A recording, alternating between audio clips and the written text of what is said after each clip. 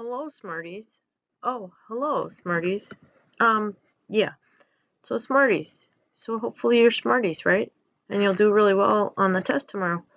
So I wasn't so smart about which ones were where, so I just thought I would give you, go over the answer keys to each of the review things that I think that you have. Yeah, so I thought I'd put them all in one video. And then if there's some of them that you have not done yet, then just obviously pause the video or whatever.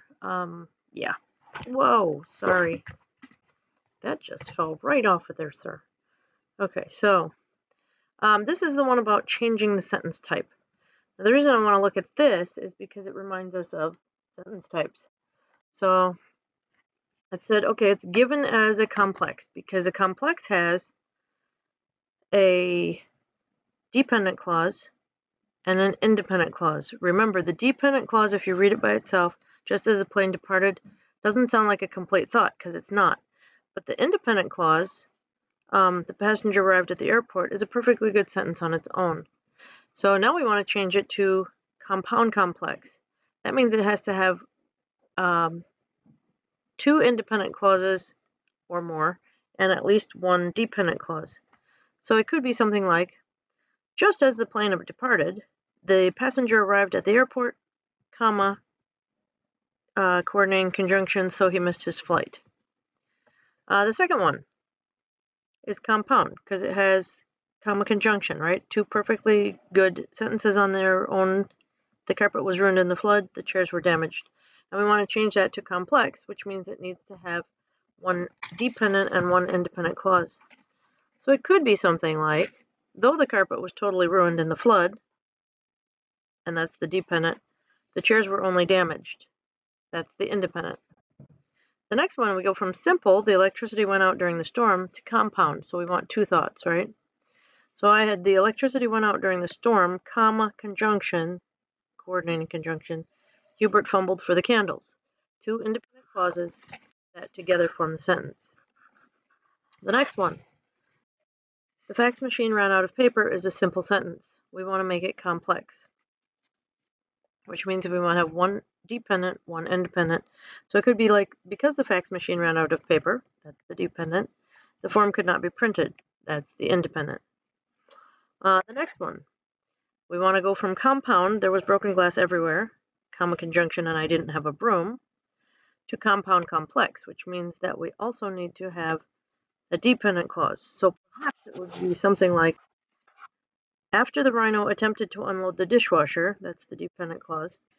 Oops, that should be there. Oh, man. It should be there. I'm just going to stick that little RE in there. Was broken glass everywhere, comma, and I didn't have a broom. Number 6 is complex. After I let the cake cool, I iced it with fudge frosting. And if we want to make that instead compound, that means we want to make the independent or the dependent clause into independent. So you could say, I let the cake cool, comma conjunction, then I iced it with fudge frosting. I would like some of that now, but I don't have any. Anyway, moving on. Let's take a look at this one from the Giggly Guide. And as we do this, I'd like us to notice what kind of sentence each of these are. Actually, each of these is. Oh, come on, Mrs. Kershaw, this is grammar class. Seymour saw Moore after he found his contact on the floor. So after he found his contact on the floor is an adverb clause. So what kind of sentence is that? It has an independent and one dependent. I think that's complex, right? Okay, how about number 2? Horatio has overprotective parents who cover him in bubble wrap. Adjective describes parents. Whenever he goes out to play, that's adverb, tells me when. What kind of sentence is that? It has one independent and two subordinate or dependent clauses. It's complex, right? Okay, number 3. Mitt faced a terrible dilemma when his mother told him to quit being a quitter. This is an adverb clause, which contains, by the way, an infinitive phrase, because remember, an infinitive is 2 plus a verb. That's coming up next chapter. So what kind of sentence is that? Let's see, one independent and one dependent. That one's complex, right? Okay. Next one. Mrs. DeWeer's parrot experienced a close call when it gagged on a feather ball. So that tells me when. That makes it an adverb clause. So what kind of a sentence is this? Let's see. One independent, one dependent. I think that's complex, right? Yeah. How about number 5? And by the way, you didn't have to tell what kind it was, but I'm doing that now just for extra. Number 5, if dogs could dress their owners up, that's under what condition? So that's adverb. Would they make them wear hair suits? Interesting. Number 6, Orlick keeps ticks, that's the independent clause, that he plans to give as gifts in tiny boxes made of sticks.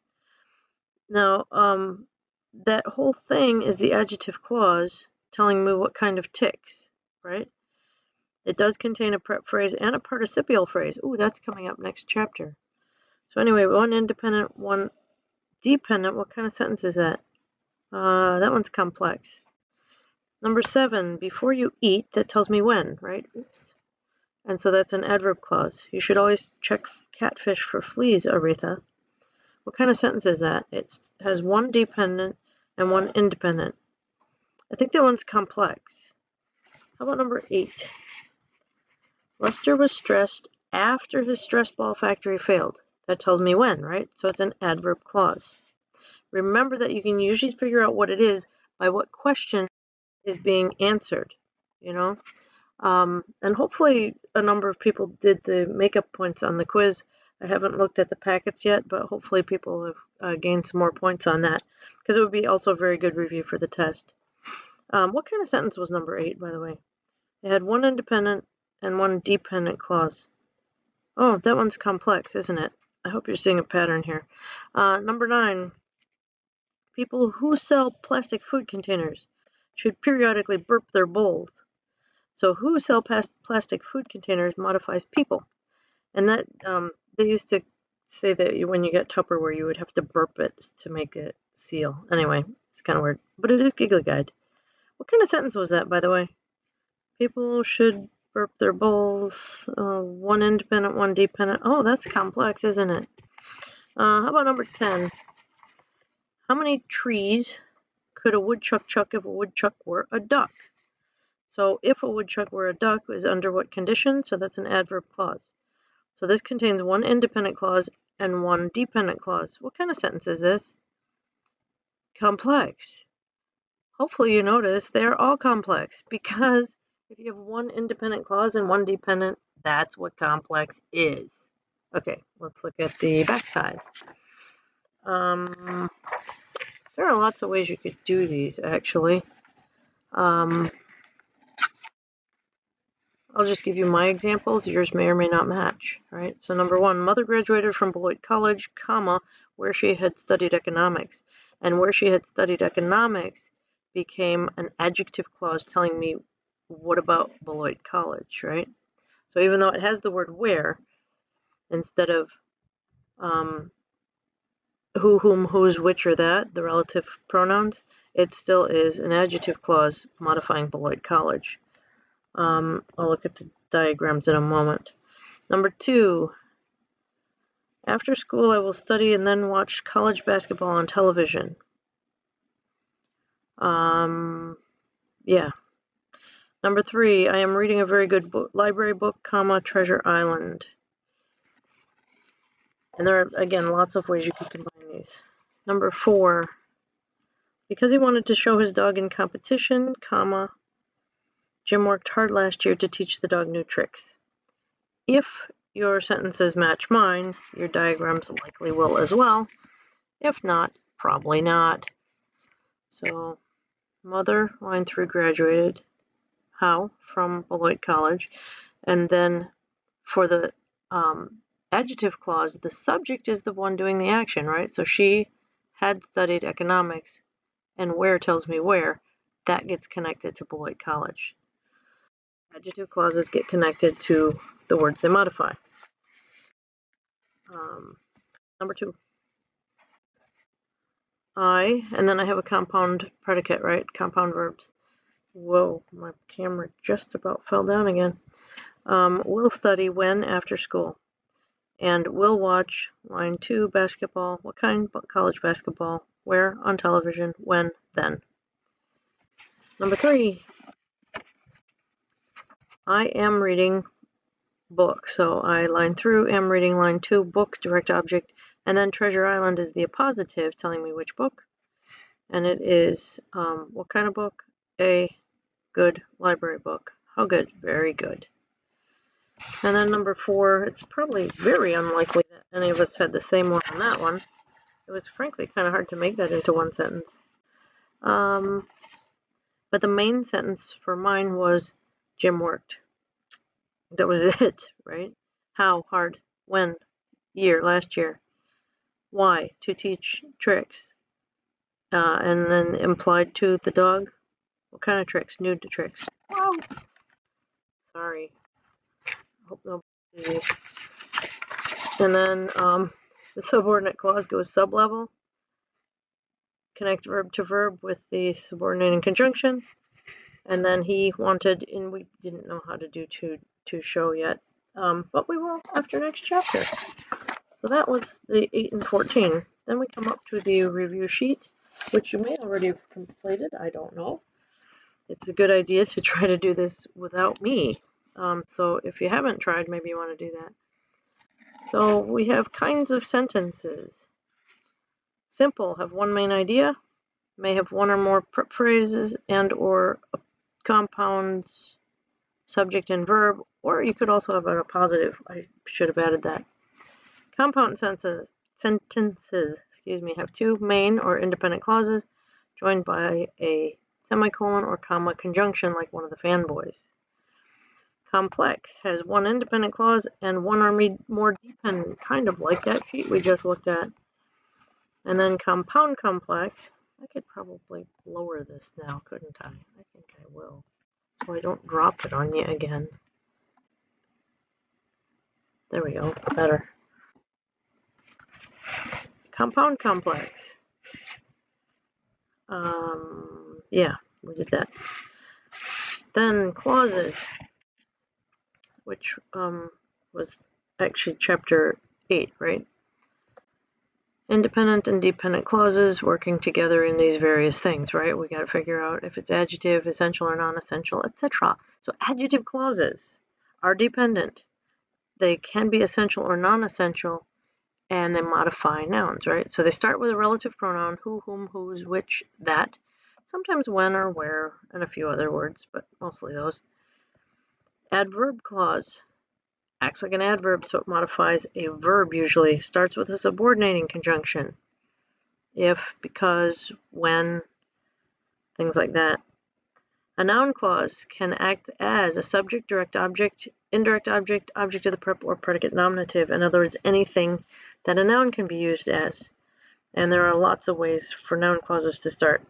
You need to be able to identify all of these and supply each of those. Sentence combining. Make sentences more concise, meaning that they're short, sweet, and to the point. Using adjective and adverb clauses, prep phrases, positive phrases, compound sentences, and compound elements. You should also know how to properly punctuate and diagram sentences that have all of these. So do yourself a favor, study your notes, your homework sheets, the quiz stuff, and pages in our book. And last but not least, the back side. If you didn't finish the back side, that's okay. If you did, even better, you should do better on the test than you would have. I'm just going to run through these. First, I'll give you just the left stuff, and then we'll look at the right stuff and look at a couple diagrams. So number 1 was compound, 2 complex, 3 complex, 4 compound, 5 complex. 6 is actually simple, 7 is simple, 8 is compound, 9 is compound complex, 10 is complex, 11 is complex, 12 is simple, 13 is complex, 14 simple, 15 compound, 16 simple, 17 complex, and 18 is simple. Okay, now let's look at the stuff. Now, first of all, you might not have written on the sentences at all. but I wrote on the sentences a lot, because if I write on the sentences a lot, I'm more likely to know what kind of sentences they are. I'm going to raise this up a little bit, but not all the way up. So the key on number 1 was comma conjunction, so I knew it was compound. Number 2, the key to knowing what kind of sentence was that it started with a subordinating conjunction. Since I joined the speech club tells me when, so that's an adverb. Number 3, who lives next door? That is a relative pronoun starting it, so I knew it was an adjective clause. Number 4, comma conjunction. That's got to be compound. Number 5, if you want to arrive. That's an adverb clause, right? Subordinating conjunction, so it had to be complex. Number 6, got a compound subject, but nothing else, so it's simple. Number 7 was just simple all the way, right? Number 8, comma conjunction. Number 9, comma conjunction. But it also has that I did not agree. So that is a noun clause in addition to having the compound, making it compound complex. You know what, let's look at the diagram to that puppy right now. And that is right here.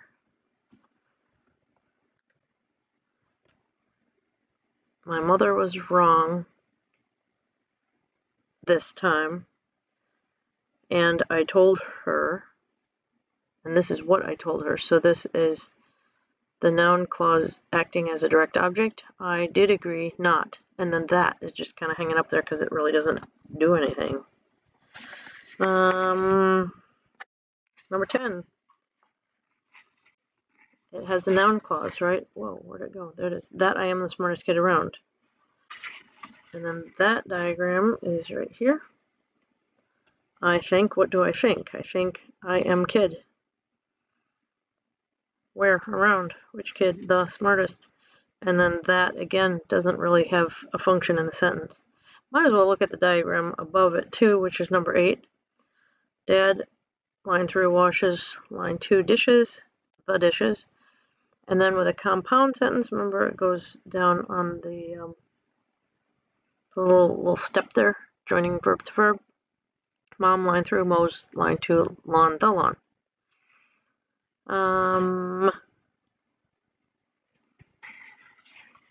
Let's go down to number 11. Anyone who is a member. That's an adjective clause. Relative pronoun modifying anyone, right? 12 is simple. Number 13. We all knew the one who had received top honors in math. That is an adjective clause modifying one, so it's complex. 14 is simple. 15, the comma conjunction is the key. 16 is simple. 17 starts with an adverb clause, subordinating conjunction on that. And numbers 18 is simple. Now let's look at the diagram for 17 real quick. We line through called line 2 taxi a taxi. Why? Because we line through slanty line late, that's predicate adjective. And so late is an adverb of degree. That was a lot. So spend a little time practicing on some stuff. Look at your any of the stuff that you still have, and hopefully you do well.